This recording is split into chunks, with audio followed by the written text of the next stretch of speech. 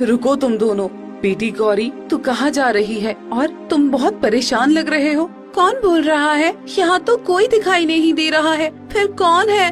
गौरी, लगता है ये कोई भूतिया जगह है। चलो वापस चलते हैं। गौरी, मुझे बहुत जोर की भूख लगी है और मुझे कुछ भी दिखाई नहीं दे रहा। तो मैं क्या बनाऊं, क्या खाऊं? मुझे कुछ समझ में नहीं आ रहा है। मैं कुछ खाने का इंतजाम करके आती हूँ। गौरी घर से निकलकर गांव वालों के पास जाकर खड़ी हो जाती है। कोई कुछ खाने को दे दो। ये गाय यहाँ पर क्या कर रही है? लगता है हमसे कुछ कह रही है। अरे गाय भला कैसे बोल सकती है? तुम्हें जरूर कोई नशा हुआ है। अरे जा जा जा यहाँ से। तेरा साया हमारे ऊपर मुसीबत लाने वाला जैसा है। जा जा यहाँ से। गौरी को भगा दिया जाता है और वो कई जगह मदद मांगती है, लेकिन कोई उसकी मदद नहीं करता।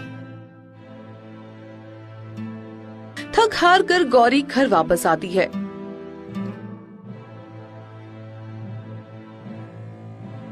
क्या हुआ गौरी? कहीं कुछ खाने का इंतजाम हुआ क्या? मैंने गांव वालों से मदद मांगी, पर कोई मेरी बात नहीं समझता, क्योंकि किसी के दिल में दया और प्रेम है ही नहीं। सब छल कपट से भरे हुए हैं। ये मेरी भाषा सिर्फ तुम और तुम्हारे पिता ही समझते थे, और कोई नहीं। दिन बीतते हैं और दोनों की हालत दिन ब दिन खराब होती जाती है।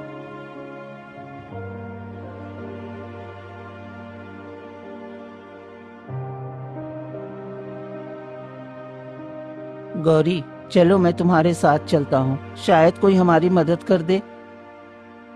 दोनों एक गांव वाले के पास जाकर कहते हैं,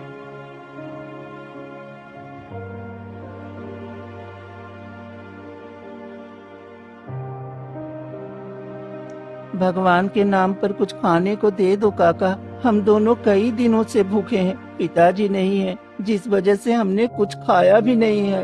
अरे जा जा, तुम जैसे मनुष्य का यहाँ रहना बेकार है। निकल जा मेरे गांव से।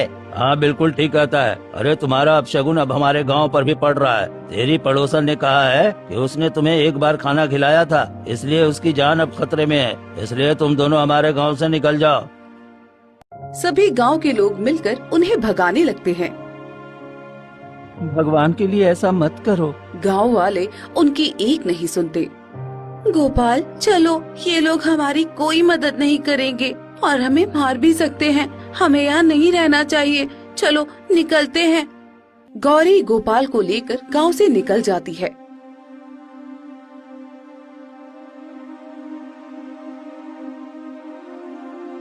और घने जंगलों की तरफ चली जाती है।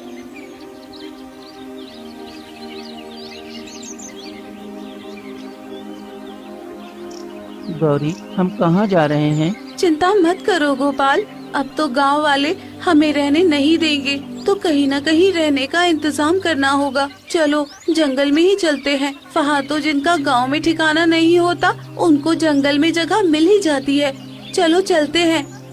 दोनों आगे जा ही रहे होते हैं कि अचानक किसी के कराहने की आवाज आती है।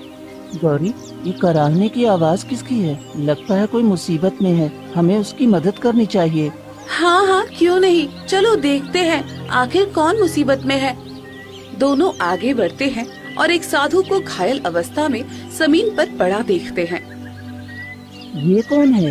ये एक साधु है। इनके पैर से खून निकल रहा है। लगता है उन्हें चोट लगी है। हमें उनकी मदद करनी चाहिए। तुम मेरी मदद कर दो। मेरे पैर से खून निकल रहा है, कब से बंद ही नहीं हो रहा है।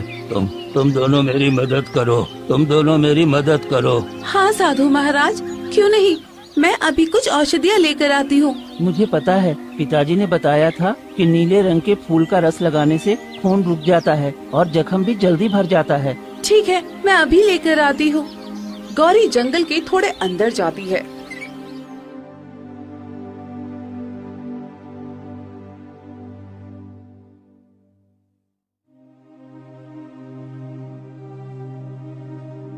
और नीले रंग का फूल लाकर साधु के जख्म पर रख देती है। कुछ देर बाद साधु को कुछ आराम मिलता है।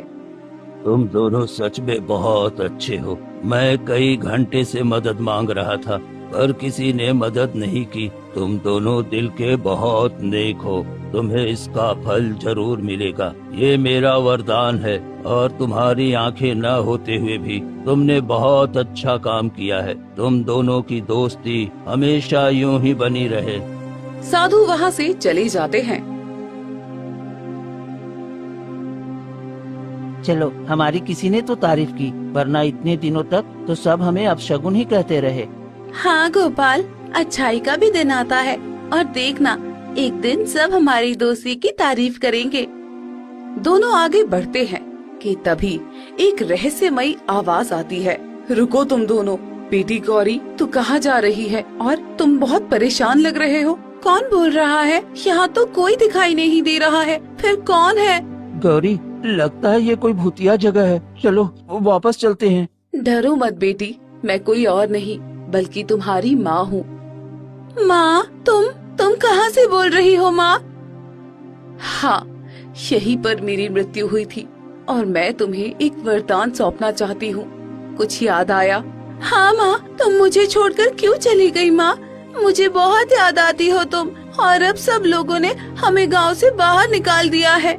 डरो मत बेटी, मैं तुम्हारी तकलीफें देख रही थी, इसलिए मैं यहाँ से न जा सकी। पर मैं जानती थी कि तुम दोनों एक ना एक दिन यहाँ जरूर आओगे, इसलिए मैं तुम्हारी प्रतीक्षा कर रही थी। गोपाल, मैं तुम्हें एक वरदान देना चाहती हूँ। तुम जिसे भी छुओगे वो सोने की चीज बन जाएगी। जिस प्रकार गांव के लोग तुमसे नफरत करते थे, उसी प्रकार अब तुम्हारी इज्जत करेंगे। क्या सच में? हाँ, अब से तुम्हारी जिंदगी की सारी तकलीफें खत्म हो जाएंगी। ये मेरा वरदान है। तुम्हारे पिताजी ने मेरे बच्चे को बचाकर मुझ पर जो एहसान किया है, वो आज मैं एहसान पूरा कर रही हूँ। अब तुम गांव जाओ, सब सही होगा। चलो गोपाल, अब हम गांव में चलते हैं। देखना सब हमारी इज्जत करेंगे और तुम्हारी तारीफ करेंगे। हाँ गौरी, आज तुम्हारी माँ से इतना अच्छा वरदान जो पाया हूँ। दोनों गांव की तरफ आगे बढ़ते हैं। मुझे बहुत जोर की प्यास लगी है गौरी।